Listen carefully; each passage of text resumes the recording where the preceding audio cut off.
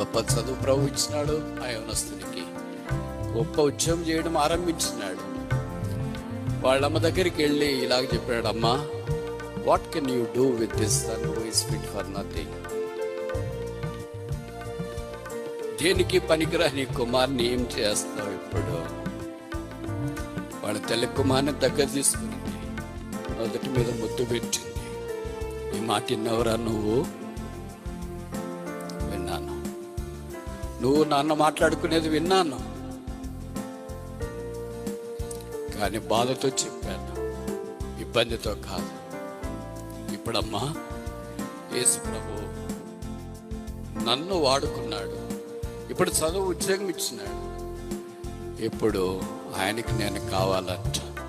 ప్రార్థన చేయండి, ఆయన సేవ కొరకు నేను వెళుతా. వాళ్ళమ్మ దగ్గరికి